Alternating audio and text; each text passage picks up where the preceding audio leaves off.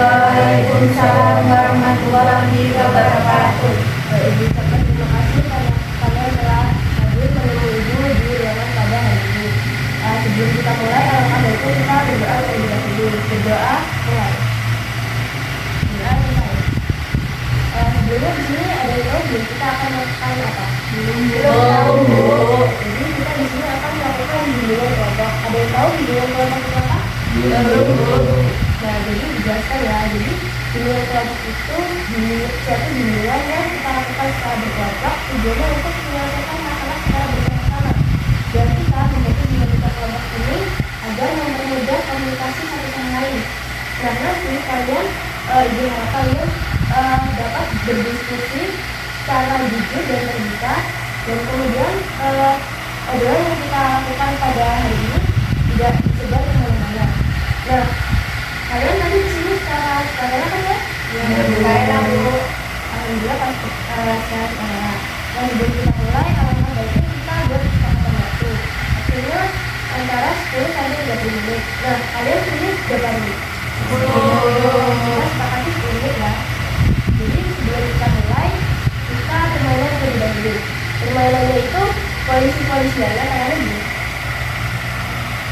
Jadi ini polisi numpang tanya sebentar atas nama, misalnya nama hewan, dimulai dari Habib, Bamot,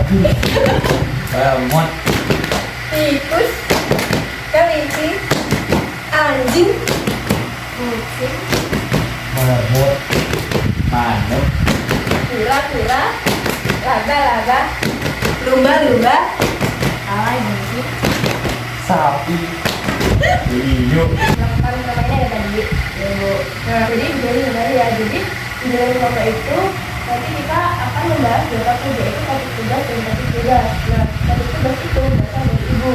Nah, topik tugas berasal dari kalian. Karena ini pertemuan pertama, kita akan membahas topik tugas yang berasal dari ibu. Nah, jadi topiknya itu motivasi belajar. Di sini ada yang tahu nggak sih motivasi belajar itu apa? Saya dulu ya, bisa. Motivasi belajar itu yang bikin kita semangat belajar. Ya, tuh. Siapa lagi yang bisa bilang? hal yang membuat atau dorongan untuk belajar. Ya. Siapa lagi yang bisa? Mungkin sama, Bu. Hal-hal yang bikin kita senang belajar gitu, Bu. Jadi Hal-hal yang membuat kita semangat dalam belajar. ya, sebenarnya ya, tuh. Jadi udah semua ya. Ditambahin, jadi motivasi belajar itu kecenderungan kita untuk melakukan segala kegiatan belajar yang didorong oleh hasrat. Jadi kita bisa memperoleh prestasi atau hasil belajar itu secara optimal. Nah, terus motivasi belajar itu kan banyak ya isinya. Ada yang tahu nggak sih fungsi kita punya motivasi belajar itu apa? Bikin kita semangat belajar, supaya hasil belajarnya lebih bagus. Terus Dalam hal belajar itu lebih ada dorongan apa gitu untuk mencapai tujuan tertentu. ya, jadi dari semua ya, jadi dia bisa tambahin itu bisa menentukan arah kegiatan kita, kayak kita tuh berbuat apa, terus nanti kita memotivasi kita harus berbuat tinggi. Terus juga bisa mengatasi perbuatan buat dua perbuatan yang negatif dan ambillah positif. Nah, terus dalam motivasi belajar nih ada yang mempengaruhi kita supaya kita lebih motivasi belajar. Dalam motivasi belajar itu kan pasti ada faktor sih yang mempengaruhi. Ada yang bisa kasih contoh nggak sih faktor apa aja yang mempengaruhi kita motivasinya punya motivasi belajar? Tidak ada. Iya. Apa? Mungkin teman ya, membanggakan orang tua. Ya, tapi Semangat pada orang tua, lagi. ingin mencapai suatu target ya. Jadi dengan semua ya jawaban kalian tadi kan bisa karena punya pacar, punya teman, karena orang tua juga dan lain sebagainya. Nah, bisa ditambahin juga karena adanya sifat yang kreatif itu juga bisa. Terus rasa ingin tahu rasa ingin tahu untuk belajar, terus keinginan ingin mendapatkan simpati dari guru itu juga bisa. Adanya keinginan untuk mendapatkan kenyamanan, terus adanya keinginan untuk memperbaiki kegagalan. Nah, jadi setelah kita tadi bahas tentang fungsi dari motivasi belajar, terus faktor yang mempengaruhi motivasi belajar, kemudian itu ada bentuk-bentuk atau apresiasi kita ketika kita telah memotivasi diri kita supaya kita lebih belajar. Ada yang bisa kasih contoh nggak? Itu kayak mamanya kita habis belajar nih Bu, terus aku mau rajin belajar lah 2 jam aja, nanti habis itu aku beliin ayam gitu. Nah, itu juga bisa. Ada yang lain? Kita rajin belajar lain gitu, taat juga orang tua. Tuh. Juga Ini Bu, kayak misalkan ini lagi belajar Bu, terus orang tua kita tuh melihat, tapi orang tua tuh mungkin anak gue lagi banget jadi pasti kan dulu motor gitu Bu, buat ya gitu. Ya, bisa, Biar ada bisa, orang tua tuh bisa bikin bisa. semangat anaknya gitu loh. Ya. bisa. Kalau Habib? Apa namanya kan kita bisa belajar kan, biar semangat belajar dan menjadi orang sukses, terus bisa membanggakan orang tua. Karena itu membanggakan orang tua itu. Benar? Self reward kalau aku misalnya nih hari ini aku udah belajarnya 3 jam, 5 jam apa enggak, kalau bisa nanti sekolah itu kan jadwal belajarnya ada sekitar 12 jaman kan Bu, nanti sampai rumah tuh belajar itu sebagai bentuk self reward, mengistirahatkan pikiran ya Bu. Setelah kita bahas tadi, ada yang bisa kasih kesimpulan dari pembahasan kita hari ini? Habib Bu, Habib, mau kasih kesimpulan? Ini kesimpulan dari saya mendapat materi ini jadi lebih semangat belajar, dan ketika dalam fase belajar itu ingat orang tua dan lebih semangat lagi dengan bahagia orang tua. Jadi sebenarnya motivasi belajar itu bisa kita ambil dari diri kita sendiri. Tujuannya itu bisa dengan untuk membanggakan kedua orang tua dan bisa mencapai prestasi yang kita inginkan. Nah, karena waktunya sudah habis, kita cukupkan. Sebelumnya ini pengen pesan-pesan kalian selama bimbingan pada hari ini. Pesan-pesannya Asik Bu, saya udah tahu apa itu motivasi belajar, terus bisa tahu apa, senang karena bisa tahu apa bentuk-bentuk dari apresiasi terhadap motivasi belajar yang baik. terima kasih karena penilaian dari kalian ya. Kira-kira kita akan melakukan bimbingan kapan lagi? minggu depan. Minggu depan Bu. Nanti kita sekarang minggu depan ya. Kita ucapkan terima kasih karena kalian telah menghadiri bimbingan pada hari ini. Kita tutup dengan doa, berdoa, mulai. Berdoa, selesai. Terima kasih.